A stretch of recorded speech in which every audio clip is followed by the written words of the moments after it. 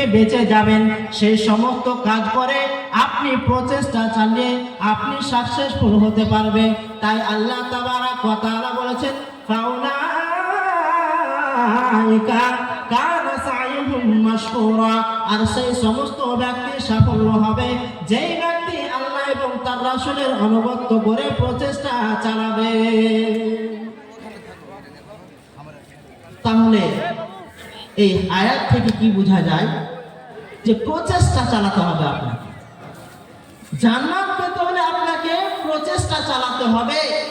প্রচেষ্টা না চালালে আপনি জান্নাত পাবেন না।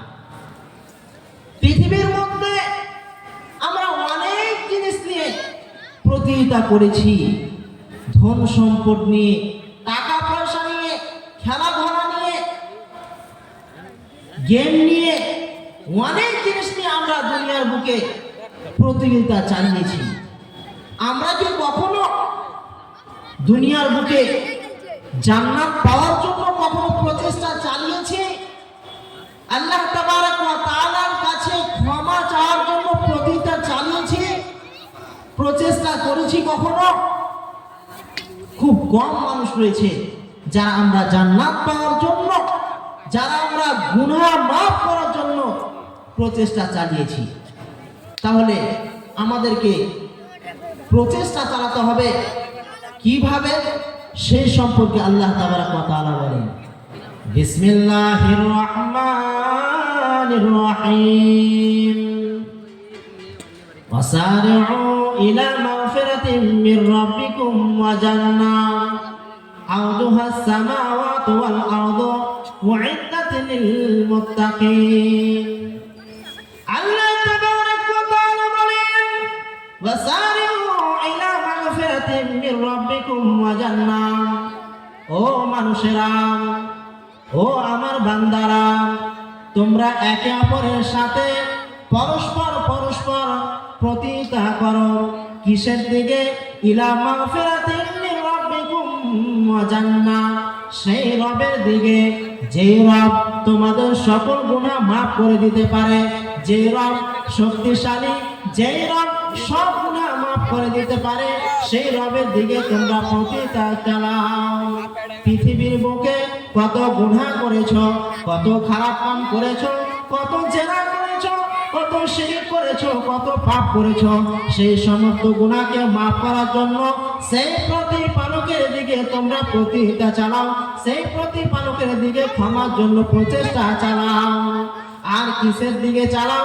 ওয়া জান্নাতিন, এবং সেই জান্নাত পাওয়ার জন্য প্রতিযোগিতা চালাও, যে জান্নাত সম্পর্কে আজ পর্যন্ত কোনো কান দেখেনি, আজ পর্যন্ত কোনো চোখ দেখেনি, আজ পর্যন্ত কোনো কান শুনেনি, আজ পর্যন্ত কোনো অন্তর মাহসুস করেনি, সেই জান্নাত পাওয়ার জন্য তোমরা প্রতিযোগিতা চালাও। পৃথিবীর মধ্যে যত সোনা রয়েছে, যত হীরা রয়েছে, যত মুক্তা রয়েছে, সমস্ত সোনা, সমস্ত হীরা, সমস্ত মুক্তাকে এক জায়গায় করে যদি একটা চেয়ার বানা হয়, তাহলে পৃথিবীর মধ্যে যদি একটা চেয়ার বানা হয়, তাহলে জান্নাতের একটা চেয়ারও হবে না। তাহলে জান্নাতের কি একটা চেয়ার হবে? কখনোই হবে না। কারণ সেই জান্নাত পাওয়ার জন্য তোমরা প্রতিযোগিতা চালাও, ক্ষমার জন্য প্রতিযোগিতা চালাও। কত গুনাহ করেছেন, ঠিক আছে, কত খারাপ কামে লিপ্ত ছিলেন, কত বাজে কাম করেছেন, কত গুনাহ খাতা করেছেন, কোনো ঠিক নেই। তাই জান্নাত পাওয়ার জন্য, ক্ষমা পাওয়ার জন্য সেই রবের দিকে প্রতিযোগিতা চালাও। তাহলে সেই জান্নাত পাওয়ার জন্য প্রতিযোগিতা চালাবেন, সেই জান্নাতের প্রশস্ত কত? আল্লাহ তাবারাক ওয়া তাআলা বলেন, আরদুহাস সামাওয়াতু ওয়াল আরদু, সেই জান্নাতের প্রশস্ত হচ্ছে আসমান এবং জমিন সমতুল্য। সেই জান্নাত কাদের জন্য তৈরি করা হয়েছে? উইদ্দাত লিল মুত্তাকিন, সেই জান্নাত পরিষ্কার মুত্তাকিনদের জন্য সৃষ্টি করা হয়েছে। তাই ভাই আমার, ও আমার বন্ধুরা, ও আমার মা বোনেরা, তোমরা একে অপরের সাথে প্রতিযোগিতা চালাও সেই জান্নাত পাওয়ার জন্য, সেই গুনাহ খাতা মাফ করার জন্য আল্লাহ তাবারক ওয়া তাআলার দিকে প্রচেষ্টা চালাও। তাহলে আমাদেরকে প্রচেষ্টা চালাতে হবে। কিন্তু আজকাল আমরা প্রতিযোগিতা চালাই না। আজকাল আমরা আমাদের মসজিদের পাশে এতগুলো বাড়ি থেকেও আমরা নামাজ পড়ি না। তা আমরা কিভাবে প্রতিযোগিতা চালাবো? আমরা কিভাবে জান্নাত নেব? শুধু যে আপনি বলবেন জান্নাত নেব, আপনি পেয়ে যাবেন? জান্নাত নিতে গেলে আপনাকে প্রচেষ্টা চালাতে হবে। প্রচেষ্টা না চালালে আপনি জান্নাত পাবেন না।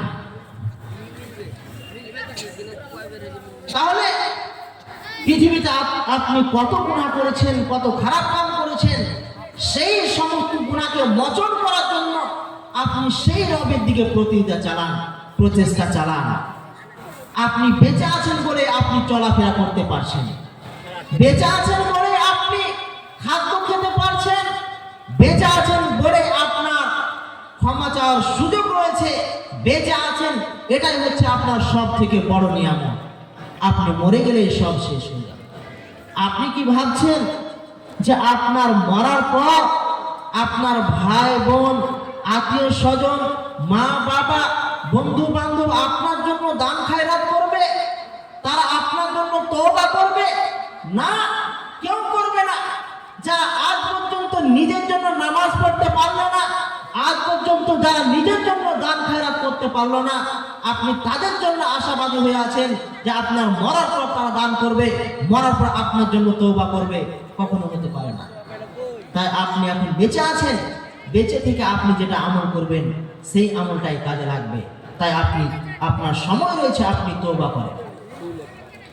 আমরা এই যুগে এই সময় প্রতিযোগিতা চালাই না, কিন্তু সাহাবীদের সময় তারা যদি জানতো যে এই কাম করলে জান্নাত পাওয়া যাবে, এই কাম করলে জান্নাতে চলে যাবেন, তাহলে তারা সেই জান্নাত যাওয়ার জন্য, জান্নাত পাওয়ার জন্য তাদের ধন সম্পদ দেখেনি, তাদের গাড়ি বাড়ি দেখেনি, টাকা পয়সা দেখেনি, স্বামী স্ত্রী দেখেনি, তারা কিছুই দেখেনি। কিভাবে জান্নাত পেতে হবে তারা সেই দিকে ধ্যান দিয়েছিলেন। তাদের জান চলে যায়, তাও তারা সেই জান্নাত পাওয়ার জন্য তারা প্রচেষ্টা চালিয়েছিলেন। সেই সম্পর্কে একটা হাদিস শুনেন। বদরের যুদ্ধের সময় যখন মক্কার কাফের মুশরিকরা ইসলামকে শেষ করে দেওয়ার ইচ্ছায় অগ্রসর হয়েছিলেন মদিনার দিকে, তখন নবী করিম সাল্লাল্লাহু আলাইহি ওয়াসাল্লাম সাহাবীদেরকে তাগিদ করে বলেছিলেন কি, কুমু ইলা জান্নাতিন আরদুহাস সামাওয়াতু ওয়াল আরদু। নবী করিম সাল্লাল্লাহু আলাইহি ওয়াসাল্লাম বলেছেন, কুমু, ও আমার সাহাবীরা, তোমরা উঠে দাঁড়াও, উঠে দাঁড়াও। কিসের দিকে? আরদুহাস সামাওয়াতু ওয়াল আরদু, সেই জান্নাতের দিকে যে জান্নাতের প্রশস্ত আসমান এবং জমিন সমতুল্য, সেই জান্নাতের দিকে তোমরা উঠে দাঁড়াও। তাহলে তোমরা এখনই উঠে দাঁড়াও। এখনই কাফের মুশরিক তোমাদের সঙ্গে লড়াই করতে আসছে, ইসলামকে শেষ করে দেওয়ার জন্য এখনই লড়াই করতে আসছে। তোমরা উঠে দাঁড়াও। আর যেই ব্যক্তি এই যুদ্ধে অংশগ্রহণ করে শহীদ হবে, মারা যাবে, সেই ব্যক্তি শহীদের দরজা পাবে। আর যেই ব্যক্তি শহীদ হয়ে মারা যাবে, সেই ব্যক্তি আসমান এবং জমিন সমতুল্য জান্নাত পেয়ে যাবে। এই কথা শুনে একজন আনসারী সাহাবী উমাইর বিন হুমাম রাদিয়াল্লাহু তাআলা আনহু নবী করিম সাল্লাল্লাহু আলাইহি সাল্লামের নিকট আসলেন এবং বললেন, ইয়া রাসূলুল্লাহ, ইয়া হাবিবাল্লাহ, ও আল্লাহর রাসূল, শহীদের বিনিময়ে কি আসমান এবং জমিন সমতুল্য জান্নাত পাওয়া যাবে? নবী করিম সাল্লাল্লাহু আলাইহি সাল্লাম বললেন, হ্যাঁ হ্যাঁ উমাইর, শহীদ হওয়ার বিনিময়ে আসমান এবং জমিন সমতুল্য জান্নাত পাওয়া যাবে। সেই সাহাবী যখন এই কথা শুনে নিলেন, তখন থেকে সেই সাহাবী খুব খুঁজছে আর হাসছেন আর বাহবা বাহবা বলছেন। নবী করিম সাল্লাল্লাহু আলাইহি ওয়াসাল্লাম যখন এই কথা শুনতে পেলেন, নবী করিম সাল্লাল্লাহু আলাইহি ওয়াসাল্লাম তাকে বললেন, ও উমর বিন উমর, তোমার কি হয়েছে? তোমাকে কি জিনিসে উৎসাহিত করেছে? কেন তুমি বাহবা বলছো? কেন তুমি খুশিতে আটখানা হয়ে আছো? সেই সাহাবী বললেন, ইয়া রাসূলুল্লাহ, ইয়া হাবিবাল্লাহ, আপনি যখন থেকে বলেছেন শহীদের বিনিময়ে আসমান এবং জমিন সমতুল্য জান্নাত পাওয়া যাবে, তখন থেকে আমি খুশিতে আটখানা হয়ে আছি। তখন নবী করিম সাল্লাল্লাহু আলাইহি ওয়াসাল্লাম বলছেন যে এই ব্যক্তি অবশ্যই জান্নাতে যাবে, কারণ তার নিয়ত পরিষ্কার আছে। সে শুধু জান্নাত পাওয়ার জন্য এই কাম করছে, তার নিয়ত পরিষ্কার আছে, সেই ব্যক্তি জান্নাত যাবে। সেই সাহাবী তীরদান থেকে কিছু খেজুর খেতে বের করে লাগলেন, কিছু খেজুর বের করে খেতে লাগলেন। খেতে খেতে খেতে খেতে সেই সাহাবী শহীদ হওয়ার বিনিময়ে, শহীদ হওয়ার অদম্য ইচ্ছায় তিনি বলতে লাগলেন, আহারে, আমি যদি এই সমস্ত খেজুর খেতে লাগি তাহলে আমার জীবন অনেক লম্বা হয়ে যাবে। তাই সেই সাহাবী সমস্ত খেজুরকে রেখে দিয়ে সেই ব্যক্তি যুদ্ধে করতে নেমে গেলেন এবং বীর বিক্রমের মতো, যোদ্ধার মতো লড়াই করতে করতে করতে শহীদ হয়ে গেলেন। তাহলে এই হাদিস থেকে কি জানা যায়? দুইটি জিনিস জানা যায়, যে সেই সাহাবীর মধ্যে কতটা ইখলাস ছিল আর সেই সাহাবী কতটা প্রচেষ্টা চালিয়েছিল জান্নাত পাওয়ার জন্য। যখন শুনলেন যে জান্নাত সেই ব্যক্তি পাবে, যেই ব্যক্তি শহীদ হয়ে মারা যাবে, সেই ব্যক্তি জান্নাতে চলে যাবে এবং আসমান এবং জমিন সমতুল্য জান্নাত পাবে। যখন এই কথা শুনলো, সেই সাহাবী আর নিজেকে রুখতে পারলো না, সেই সাহাবী শহীদ হয়ে মারা গেলেন। তাহলে সে কতটা প্রচেষ্টা চালিয়েছিল। আর একটা কি জানা যায়, যে তার নিয়ত কত পরিষ্কার ছিল। তার কত নিয়ত পরিষ্কার ছিল, কারোর কাছে সম্মান পাওয়ার জন্য নয়, কারোর কাছে নাম পাওয়ার জন্য নয়, কারোর কাছে আত্মমর্যাদা পাওয়ার জন্য সেই ব্যক্তি শহীদ হতে যাননি, বরং আল্লাহকে খুশি করার জন্য, আল্লাহকে সন্তুষ্টি করার জন্য সেই ব্যক্তি যুদ্ধে গিয়েছিলেন।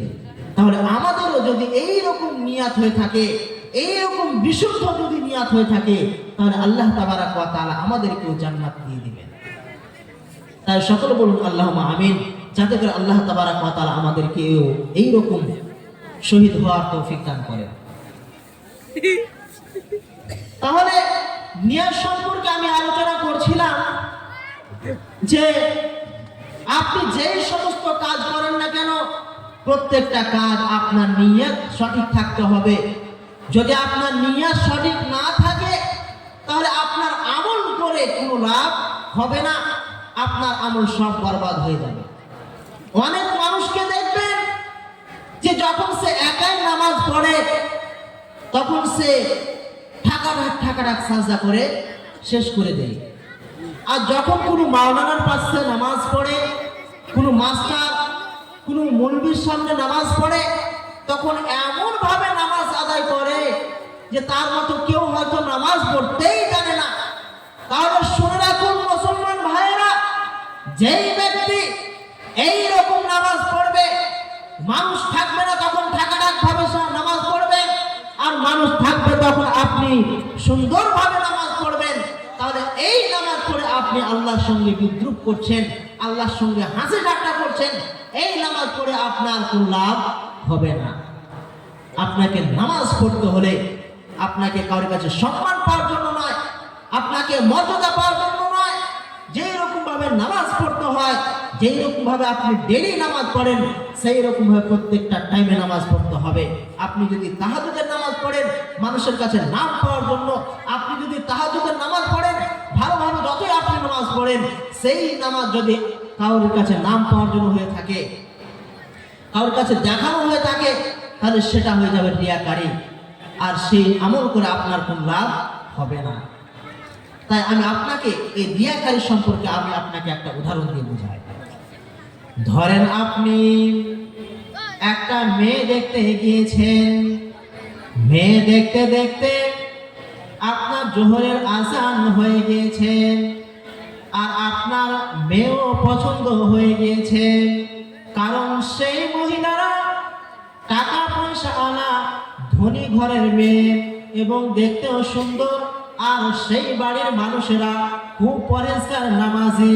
আর আপনি কখন পৃথিবীর বুকের নামাজ পড়েননি, শুধু জুমার নামাজ পড়েছেন আর কখনো নামাজ পড়েননি। যখন নামাজের আজান হয়ে যায়, নামাজ পড়ার জন্য যখন আজান হয়ে যায়, সমস্ত মানুষ নামাজ পড়ার জন্য সবাই যেতে থাকে, আর আপনি তাদের কাছে নাম পাওয়ার জন্য আপনিও তাদের সঙ্গে নামাজ পড়তে চলে গেলেন। এরই নাম হচ্ছে রিয়া। তাহলে রিয়া কি? তাদের কাছে নাম পাওয়ার জন্য যে আমলটা করবেন সেটাই হচ্ছে রিয়া। তাহলে সেই ব্যক্তি কি আল্লাহকে খুশি করার জন্য নামাজ পড়তে যাচ্ছেন? সেই ব্যক্তি কিসের জন্য যাচ্ছেন? যাতে করে তাকে জামাই বলে, যাতে করে তাকে জামাই হিসেবে মেনে নেয়, যাতে করে তাকে ভালো জামাই বলে, এই জন্য সেই ব্যক্তি নামাজ আদায় করতে গেল তাদের সঙ্গে। আল্লাহকে খুশি করার জন্য নয়, জান্নাত পাওয়ার জন্য নয়। তাহলে এই আমল করে আপনার লাভ হবে না, বরং আপনার আরো গুনাহ হয়ে যাবে। এরপর আসেন যে আপনি যে সমস্ত আমল করেন না কেন, সেই সমস্ত আমল যদি মানুষকে দেখানো আমল হয়ে থাকে, তাহলে আপনার সব আমল বরবাদ হয়ে যাবে। এই সম্বন্ধে আমি আপনাকে একটা মারাত্মক একটা হাদিস শোনাবো, যে ভালো আমল করেও সেই ব্যক্তি জান্নাতে যেতে পারবে না। এত ভালো আমল যে সেই আমল করলে ডাইরেক্ট সেই ব্যক্তি জান্নাতে যাবে, সেই রকম আমল করেও সেই ব্যক্তি জাহান্নামে যাবে। সেই সম্বন্ধে একটা হাদিস বলি। হযরতে আবু হুরায়রা রাদিয়াল্লাহু তাআলা আনহু হতে বর্ণিত, তিনি বলেন, আমি রাসূল সাল্লাল্লাহু আলাইহি সাল্লামকে বলতে শুনেছি, ইন্না আওয়ালান নাস ইউকযা ইয়াওমাল কিয়ামাতি আলাইহি রাজুলুন উসতিশহিদা ফাউতিয়া বিহি। আল্লাহ তাবারাক ওয়া তাআলা সর্বপ্রথম যেই ব্যক্তির বিচার ফয়সালা করবেন, সেই ব্যক্তিকে পৃথিবীর বুকে শহীদ করেছিলেন। আল্লাহ তাবারাক ওয়া তাআলা সেই ব্যক্তিকে তার দরবারে হাজির করবেন, এবং তাকে হাজির করার পর পৃথিবীর বুকে যে সমস্ত নিয়ামত দিয়েছিলেন, ধন সম্পদ, টাকা পয়সা, শক্তি দিয়েছিলেন, সেই সমস্ত নিয়ামত দিয়ে তাকে আল্লাহ তাবারাক ওয়া তাআলা জিজ্ঞেস করবে। সব কিছু নিয়ামত দেওয়ার পর তাকে আল্লাহ তাবারাক ওয়া তাআলা জিজ্ঞেস করবেন, ও আমার বান্দা, আমি যে তোকে নিয়ামত দিয়েছিলাম, সেই সমস্ত নিয়ামত কি তোমার কে স্মরণ আছে? সেই বান্দা বলবে, হ্যাঁ, আপনি জিজ্ঞেস করেন, আমার সব মনে আছে। আপনি কি বলতে চাইছেন আপনি বলেন। আল্লাহ তাবারাক ওয়া তাআলা বলবেন, ফামা আলাইকা ফামা আমালতা ফিহা। ও আমার বান্দা, বলো বলো বলো, আমি যে তোমাকে পৃথিবীর বুকে নিয়ামত দিয়েছিলাম, আমি যে তোমাকে পৃথিবীর বুকে শক্তি দিয়েছিলাম, সেই সমস্ত শক্তি তুমি কি করেছো? সেই বান্দা বলবে, রব্বুল আলামিন পৃথিবীর বুকে যে সমস্ত নিয়ামত আমাকে দিয়েছিলেন, যে সমস্ত আমাকে শক্তি দিয়েছিলেন, সেই সমস্ত শক্তি নিয়ে আমি কাফের মুশরিকদের সঙ্গে লড়াই করেছি, ততক্ষণ পর্যন্ত লড়াই করেছি, ততক্ষণ পর্যন্ত লড়াই করেছি, যতক্ষণ পর্যন্ত আমি শহীদ না হয়ে গিয়েছি, ততক্ষণ পর্যন্ত আমি কাফের মুশরিকদের সঙ্গে লড়াই করতে থেকেছি। আল্লাহ তাবারাক ওয়া তাআলা বলবেন, কাযাবতা, তুমি মিথ্যা কথা বলছো। পৃথিবীর মুখে তুমি মিথ্যা কথা বলেছো, আর এখানেও তুমি মিথ্যা কথা বলছো। তোমার মিথ্যা কথা বলার কারণ হচ্ছে যে পৃথিবীর বুকে তুমি ভালো আমল করেছিলে ঠিক, তুমি শহীদ হয়েছিলে ঠিক, কিন্তু তোমার নিয়ত গড়বড় ছিল, তোমার নিয়ত খারাপ ছিল। তুমি পৃথিবীর বুকে মানুষের কাছে মানুষের কাছে মান সম্মান পাওয়ার জন্য, মানুষের কাছে সম্মান পাওয়ার জন্য, মানুষের কাছে শক্তিশালী প্রমাণ হওয়ার জন্য, মানুষের কাছে খ্যাতি প্রমাণ হওয়ার জন্য তুমি লড়াই করেছিলে। আর পৃথিবীর বুকে তুমি এই সমস্ত নিয়ামত পেয়ে গিয়েছো, এই সমস্ত তুমি নাম পেয়ে গিয়েছো, তাই এখানে তোমার কিছুই হবে না। আল্লাহ তাবারক ওয়া তাআলা সঙ্গে সঙ্গে ফেরেশতাদেরকে অর্ডার দিয়ে দিবেন, ও আমার ফেরেশতারা, এই বান্দাকে ধরো আর এই বান্দাকে দুটি পা ধরে টানতে টানতে জাহান্নামে নিক্ষেপ করে দাও। আল্লাহ তাবারক ওয়া তাআলা যখন অর্ডার পেয়ে যাবে ফেরেশতারা সঙ্গে সঙ্গে সেই ব্যক্তি দুটি পা ধরে উপর করে টানতে টানতে টানতে টানতে জাহান্নামে নিক্ষেপ করে দেবে। তাহলে সেই বান্দা কেন জাহান্নামে গেল? সে নাম পাওয়ার জন্য আমল করেছিল। তাহলে কি আমলটা খারাপ ছিল? এই আমলটা কি খারাপ ছিল? না। কোন ব্যক্তি যদি শহীদ হয়ে মারা যায় তাহলে আল্লাহ তাবারক ওয়া তাআলা তাকে বিনা হিসেবে জান্নাতে দিয়ে দেবে। এই এত বড় একটা নিয়ামতওয়ালা ব্যক্তি শহীদ হওয়ার বিনিময়ে তাকে যে জান্নাতে দেবে, কিন্তু এই ব্যক্তিকে জাহান্নাম দেওয়ার কারণ হচ্ছে যে সেই ব্যক্তি মানুষের কাছে নাম পাওয়ার জন্য লড়াই করেছিল, মানুষের কাছে নাম দেওয়ার জন্য লড়াই করেছিল, যাতে করে তাকে শক্তিশালী বলে, যাতে করে তাকে পাহলওয়ান বলে। এই জন্য সেই ব্যক্তি লড়াই করেছিল, এই জন্য সেই ব্যক্তি জান্নাতে যেতে পারল না। আমল সুন্দর ছিল কিন্তু সেই ব্যক্তি জান্নাতে যেতে পারল না। এই শহীদ সম্পর্কে নবী করিম সাল্লাল্লাহু আলাইহি ওয়াসাল্লাম বলেছেন, ইগফারু লিশ-শাহিদি কুল্লু যামবিন ইল্লা দায়ন। যারা শহীদ হয়ে মারা যায় আল্লাহ তাবারক ওয়া তাআলা তাদের যত ধরনের গুনাহ রয়েছে সব গুনাহ মাফ করে দেন, কিন্তু কি? ইল্লা দায়ন, শুধু কাজ ছাড়া আল্লাহ তাবারক ওয়া তাআলা সব গুনাহ মাফ করে দিবেন। কাজ কি? আপনি মানুষকে ক্ষতি করেছেন, মানুষকে গালি দিয়েছেন, মানুষের ধন সম্পদ চুরি করে দিয়েছেন, মানুষকে হত্যা করে দিয়েছেন, মানুষের টাকা পয়সা ছিনতাই করে নিয়েছেন, মানুষের জমি জায়গা দখল করে নিয়েছেন, এর নাম হচ্ছে কার্জ, এর নাম হচ্ছে ঋণ। এই গুনাহ ছাড়া আল্লাহ তাবারক ওয়া তাআলা শহীদের সব গুনাহ মাফ করে দিবে। কেন সেটা গুনাহ মাফ করবে না? সেটা হচ্ছে বান্দার হক। আপনি বান্দাকে মারবেন, বান্দার মেরে খাবেন, আর আপনি আল্লাহর কাছে ক্ষমা চাইবেন, সেটা মাফ হবে? কখনোই মাফ হবে না। তাহলে এই গুনাহ ছাড়া যারা শহীদ হয়ে মারা যায় তাদের সব গুনাহ মাফ করে দেন। তাহলে এত একটা ভালো আমল থাকা সত্ত্বেও, এত সুন্দর আমল থাকা সত্ত্বেও সেই ব্যক্তি জান্নাতে যেতে পারল না। কেন? তার নিয়ত ঠিক ছিল না। দ্বিতীয় নম্বরে, ওয়ারাজুলুন তাআল্লামাল ইলমা ওয়া আল্লামাহু ওয়া কারাআল কুরআনা ফাউতিয়া বিহি।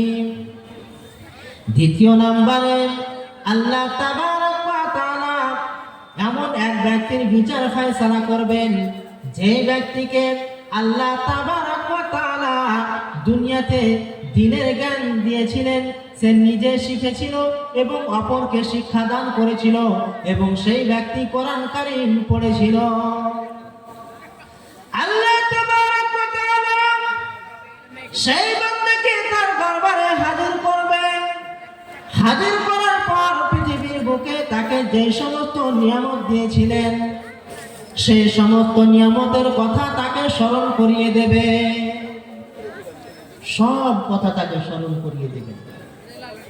স্মরণ করিয়ে দেওয়ার পর আল্লাহ তাকে জিজ্ঞেস করবেন, ও আমার বান্দা, আমি যে তোমাকে এই এই নিয়ামত দিয়েছিলাম তোমার কি মনে আছে? সেই বান্দা বলবে, হ্যাঁ সব মনে আছে, আপনি জিজ্ঞেস করেন।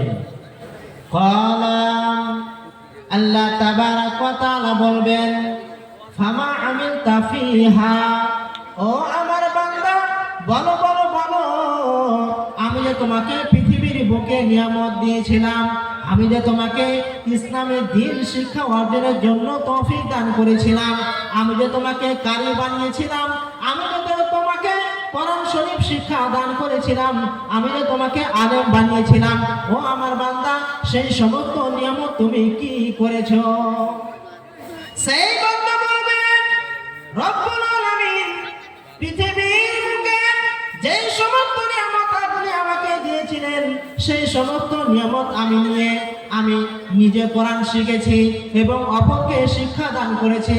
আর আপনার জান্নাত পাওয়ার জন্য, আপনাকে খুশি করার জন্য, আপনার সন্তুষ্টির জন্য আমি আল কোরআন পড়েছি, দিন রাত আমি আল কোরআন পড়তে থেকেছি। আল্লাহ বলবেন, কাদ্দাবতা, তুমি মিথ্যা কথা বলছো, তুমিও এখানে মিথ্যা কথা বলছো। তোমার মিথ্যা কথা বলার কারণ হচ্ছে পৃথিবীর বুকে তুমি জ্ঞান অর্জন করেছিলে ঠিক, তুমি নিজে শিখেছিলে এবং অপরকে শিক্ষা দান করিয়েছিলে ঠিক, এবং তুমি কোরআন মাজিদও পড়েছিলে, কিন্তু তুমি মানুষের কাছে নাম নেওয়ার জন্য, মানুষের কাছে বড় হওয়ার জন্য, মানুষের কাছে ভালো হওয়ার জন্য, মানুষের কাছে আলেম রূপে খ্যাতি হওয়ার জন্য, মানুষের কাছে জ্ঞানী হওয়ার জন্য তুমি পৃথিবীর বুকে আমল করেছিলে। আর এই সমস্ত আমল তুমি পৃথিবীর বুকে পেয়ে গিয়েছো, এই সমস্ত নাম তুমি পৃথিবীর বুকে পেয়ে গিয়েছো, তাই তোমার এখানে কিছুই হবে না। আল্লাহ তাবারাক ওয়া তাআলা সঙ্গে সঙ্গে ফেরেশতাদেরকে অর্ডার দিয়ে দিলেন যে এই ব্যক্তিকে ধরো, এই বেঈমান ব্যক্তিকে, এবং জাহান্নামে নিক্ষেপ করে দাও। সেই বান্দাকে ধরবে ফেরেশতারা, আর টানতে টানতে সেই বান্দাকেও জাহান্নামে নিক্ষেপ করে দেবে। তাহলে আমলটা কি খারাপ ছিল? কত সুন্দর আমল! নিজে জ্ঞান অর্জন করছে আর অপরকে শিক্ষা দান করছে, এটা একটা সাদকায়ে জারিয়া। আপনি যদি কাউকে কোন একটা দোয়া শিখান, কোন একটা হাদিস শিখান, কোন নামাজ রোজার কথা শিখান, আর সেই ব্যক্তি যদি শিখার পর আর কাউকে যদি শিক্ষা দান করান, আর সেই ব্যক্তি শিখে আবার কাউকে শিক্ষা দেয়, এই করে করে করে করে যদি কিয়ামত পর্যন্ত যদি সেই বান্দা একে অপরকে শিখাতেই থাকে, তাহলে সেই বান্দা যত আমল করবে, তারা যত আমল করবে, তার সমপরিমাণ নেকি যেই বান্দা সর্বপ্রথম শিখিয়েছিলেন সেই বান্দা পেয়ে যাবে। তাহলে আপনার আমলটা কি খারাপ ছিল? আমলটা খুব সুন্দর ছিল, কিন্তু আমল সুন্দর থাকা সত্ত্বেও সেই ব্যক্তি কি করলো? জান্নাতে যেতে পারলো না। কেন? তার নিয়ত গড়বড় ছিল, তার নিয়ত গড়বড় ছিল, মানুষের কাছে নাম পাওয়ার জন্য সেই আমল করেছিল, তাই সেই ব্যক্তি জান্নাতে যেতে পারল না। তৃতীয় নম্বরে, ওয়ারাজুলুন ওয়াসাআল্লাহু আলাইহি ফাআতাহু মিন আসনাফিল মালি কুল্লিহি ফাউতিয়া বিহি। তৃতীয় নম্বরে, আল্লাহ তাবারাক ওয়া তাআলা এমন ব্যক্তির বিচার ফয়সালা করবেন যে ব্যক্তিকে আল্লাহ তাবারাক ওয়া তাআলা দুনিয়াতে সচ্ছলতা দিয়েছেন এবং ধন সম্পদ টাকা পয়সা দিয়েছিলেন। আল্লাহ তাবারাক ওয়া তাআলা সেই বান্দাকে তার দরবারে হাজির করবেন। হাজির করার পর পৃথিবীর বুকে তাকে যে সমস্ত নিয়ামত দিয়েছিলেন, যে সমস্ত ধন সম্পদ টাকা পয়সা গাড়ি বাড়ি দিয়েছিলেন, সেই সমস্ত ধন সম্পদ টাকা পয়সা গাড়ি বাড়ির কথা তাকে স্মরণ করিয়ে দেবেন। স্মরণ করিয়ে দেওয়ার পর তাকে আল্লাহ তাবারাক ওয়া তাআলা জিজ্ঞেস করবে, ও আমার বান্দা, আমি তো তোমাকে পৃথিবীর বুকে এই এই নিয়ামত দিয়েছি, তোমার কি এই সমস্ত নিয়ামতের কথা মনে আছে? সেই বান্দাও বলবে, বলেন কি বলতে চাইছেন বলেন, ইয়া আল্লাহ, আমার সব কথা মনে আছে, আপনি কি জানতে চাইছেন বলেন। ক্বালা ফামা আমালতা ফিহা। আল্লাহ তাবারাক ওয়া তাআলা বলবেন, ও আমার বান্দা, পৃথিবীর বুকে যেই সমস্ত তোমাকে নিয়ামত দিয়েছিলাম, যেই সমস্ত তোমাকে শক্তি দিয়েছিলাম, যে সমস্ত আমি তোমাকে ধন সম্পদ টাকা পয়সা দিয়েছিলাম, যে সমস্ত গাড়ি বাড়ি দিয়েছিলাম, এই সমস্ত নিয়ামত নিয়ে তুমি কি করেছো? সেই বান্দা বলবে, রব্বুল আলামিন, আপনি আমাকে পৃথিবীর বুকে যে সমস্ত নিয়ামত দিয়েছিলেন, ধন সম্পদ টাকা পয়সা দিয়েছিলেন, এই সমস্ত নিয়ামত নিয়ে আমার যত চোখে মসজিদ পড়েছে সমস্ত মসজিদে আমি দান করেছি, যত ফকির মিসকিন আমার চোখে পড়েছে সমস্ত ফকির মিসকিনকে আমি দান করেছি, যত মাদ্রাসা চোখে পড়েছে আমি সমস্ত মাদ্রাসায় দান করেছি, যত জালসা চোখে পড়েছে সমস্ত জালসায় আমি দান করেছি। আল্লাহ তাবারাক ওয়া তাআলা বলবে, কাযযাবতা, তুমি মিথ্যা কথা বলছো, তুমি মিথ্যা কথা বলছো। তোমার মিথ্যা কথা বলার কারণ হচ্ছে পৃথিবীর বুকে তুমি নামাজ পড়েছিলে ঠিক, পৃথিবীর বুকে তুমি দান খয়রাত করেছিলে ঠিক, পৃথিবীর বুকে তুমি দান খয়রাত করেছিলে ঠিক, কিন্তু তুমি পৃথিবীর বুকে নাম পাওয়ার জন্য তুমি দান খয়রাত করেছিলে, নাম পাওয়ার জন্য, মান সম্মান পাওয়ার জন্য তুমি দান খয়রাত করেছিলে, যাতে করে তোমাকে বড় লোক বলে, যাতে করে তোমাকে পাহলান বলে, যাতে করে তোমাকে জ্ঞানী বলে, যাতে করে তোমাকে ধনী বলে, এই জন্য তুমি নাম করেছিলে। আর পৃথিবীর বুকে এই সমস্ত নাম তুমি পৃথিবীর বুকে পেয়ে গিয়েছো। আল্লাহ তাবারাক ওয়া তাআলা সঙ্গে সঙ্গে ফেরেশতাদেরকে অর্ডার দিয়ে দিবেন, ও আমার ফেরেশতারা, এই বান্দাটা মিথ্যা কথা বলছে, এই বান্দাটা মিথ্যা কথা বলছে, সেই বান্দাকে তোমরা জাহান্নামে নিক্ষেপ করে দাও। এই কথা শোনার সাথে সাথে ফেরেশতারা সেই বান্দার দুটো পা ধরবে এবং টানতে টানতে টানতে টানতে সেই বান্দাকে জাহান্নামে নিক্ষেপ করে দেবে। তাহলে আমলটা কত সুন্দর ছিল দেখি। দান খায়রাত আমলটা কি খারাপ? দান খায়রাত করার পরও সেই বান্দা জাহান্নামে গেল কেন? তার নিয়ত সঠিক ছিল না। আমল সুন্দর ছিল কিন্তু সেই বান্দা আমল করে জাহান্নাম গেল কেন? তার নিয়ত ঠিক ছিল না। মানুষের কাছে নাম পাওয়ার জন্য সেই বান্দা আমল করেছিল। তাহলে দান করাটা কি খারাপ জিনিস? এত সুন্দর একটা আমল যদি কোনো বান্দা দান খয়রাত করে তাহলে আল্লাহ তাবারাক ওয়া তাআলা তার গুনাহ মাফ করে দেবে। যদি কোনো বান্দা দান খয়রাত করে তাহলে আল্লাহ তাবারাক ওয়া তাআলা যেই মতো আগুন পানিকে নিভিয়ে দেয় সেই মতো আল্লাহ তাবারাক ওয়া তাআলা দানের বিনিময়ে সেই বান্দা গুনাহ খাতা মাফ করে দেবে, দানের বিনিময়ে তার আগুনকে নিভিয়ে দেবে। দান এমন একটা জিনিস যদি কোনো বান্দার প্রতি আল্লাহ তাবারাক ওয়া তাআলা রাগান্বিত থাকে, তার অন্তরে যদি মোহর মেরে দেয়, তাকে যদি ভালো কাজ করতে আর ভালো না লাগে, তাহলে সেই বান্দা যদি দান করেন তাহলে আল্লাহ তাবারাক ওয়া তাআলা সেই বান্দা দান করার বিনিময়ে আল্লাহ তাবারাক ওয়া তাআলা তার রাগকে কমিয়ে দেন। দান এমন একটি জিনিস যদি কোনো বান্দা দান করে তাহলে দানের কারণে তাকে যদি বড় অসুখ হয়ে যায়, বড় রোগে যদি আক্রান্ত হয়ে যায়, তাহলে দানের কারণে আল্লাহ তাবারাক ওয়া তাআলা সেই রোগকে ঠিক করে দেন। তাহলে এত সুন্দর আমল থাকা সত্ত্বেও সেই ব্যক্তি জাহান্নামে গেল কেন? তার নিয়ত ছিল গড়বড়, মানুষকে দেখানো সে আমল করেছিল, সেই জন্য সেই বান্দা জান্নাতে যেতে পারল না। তো আমার টাইম শেষ হতে চলেছে, আমি আর বেশিক্ষণ আলোচনা করব না, আমার টাইম শেষ হতে চলেছে, তাই আমি সর্বশেষে আর একটা হাদিস বলে আমি আমার বক্তব্য শেষ করব।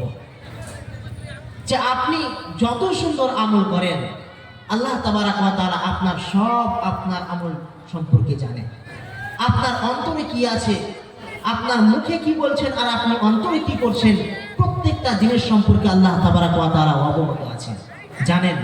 এই জন্য আল্লাহ তাবারাক ওয়া তাআলা তার পবিত্র কালামের মধ্যে বলেন, বিসমিল্লাহির রহমানির রহিম قل إن تخفوا ما في صدوركم أو تبدوه يعلمه الله ويعلم ما في السماوات وما في الأرض والله على كل شيء قدير আল্লাহ তাবারক ওয়া তাআলা তার নবীকে বলেন কুল হে নবী আপনি বলে দেন ইন তুখফু মা ফি সুদুরিকুম আও তুবদুহু ইয়ালামুল্লাহ ও মানুষেরা যদি তোমরা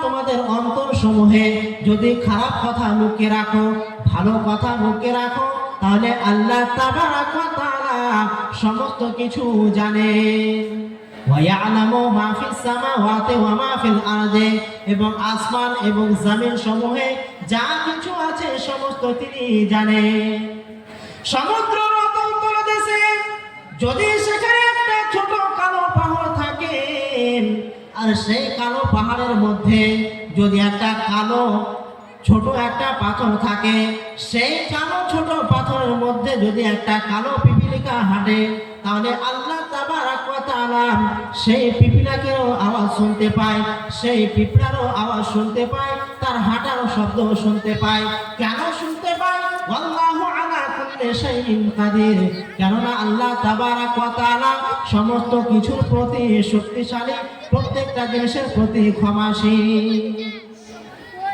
তাহলে আল্লাহ তাবারক ওয়া তাআলা প্রত্যেকটা জিনিসের প্রতি ক্ষমাশীল আপনার অন্তরেরও তিনি মালিক আপনি মুখে কি বলছেন আর আপনি অন্তর দিয়ে কি বলছেন প্রত্যেকটা জিনিস আল্লাহ রাব্বুল আলামিন জানেন কারণ আল্লাহ হচ্ছেন অন্তরের মালিক আপনি মানুষকে ধোঁকা দিতে পারবেন আপনি বলবেন যে আমি জালসা যাব আর জালসা না গিয়ে আপনি অন্য জায়গায় চলে গেলেন মানুষকে ধোঁকা দিতে পারবেন কিন্তু আল্লাহকে ধোঁকা দিতে পারবেন না কারণ আল্লাহ তাবারক ওয়া তাআলা আপনার অন্তরের মালিক তাই আপনি যেই রকম আমল করেন না কেন প্রত্যেকটা কাজ আপনার সঠিক হতে হবে সঠিক যদি না হয় তার ভয়াবহ অত্যন্ত হবে তার অত্যন্ত ভয়াবহ হবে যার পরিপ্রেক্ষিতে আপনাকে জাহান্নামে যেতে হবে আরেকটি আমি হাদিস বলে আমি আমার বক্তব্য শেষ করব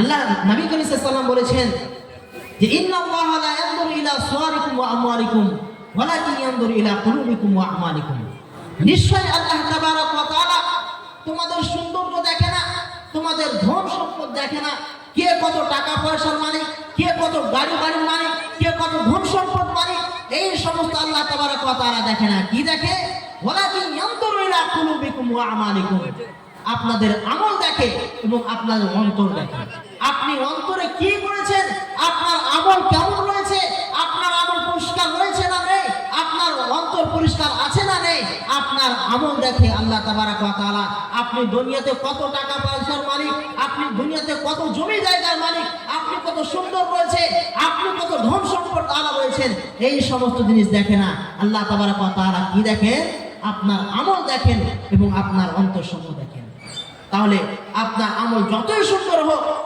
যদি নিয়ত যদি শুদ্ধ না থাকে তার পরিণত হবে অত্যন্ত ভয়াবহ যার পরিপ্রেক্ষিতে আল্লাহর অসন্তুষ্টি নিয়ে আপনাকে জাহান্নামে যেতে হবে তাই আমি সর্বশেষে বলি যে আল্লাহ তাবারক ওয়া তাআলা যেন আমাদেরকে নিয়ত পরিষ্কার করার তৌফিক দান করেন আমরা যেন সঠিকভাবে নিয়ত করতে পারি কারণ প্রত্যেকটা কাজ যাবতীয় কাজের ফলাফল নিয়তের উপরে হয়ে থাকে ইন্নামাল আমালু বিন্নিয়াত যাবতীয় কাজের ফলাফল নিয়তের উপরে হয়ে থাকে তাই প্রত্যেকটা আমল যে কিছু কাজ করবেন আল্লাহর সন্তুষ্টি থাকতে হবে ইখলাস থাকতে হবে কোনো মানুষকে দেখানোর জন্য করতে হবে না কোনো মানুষের কাছে মান সম্মান মর্যাদা পাওয়ার জন্য করতে হবে না শুধু আল্লাহকে খুশি করার জন্য যদি আপনি আমল করে থাকেন তাহলে আপনার সেই আমলটা কাজে লাগবে আপনি আমল করেন কম কিন্তু আপনার আমল খাঁটি হতে হবে খাঁটি আমল যদি না হয় তাহলে আপনার আমল বরবাদ হয়ে যাবে যেই মতো আপনি খাঁটি মধু পছন্দ করেন যেই মতো আপনি খাঁটি দুধ পছন্দ করেন ঠিক সেই মতো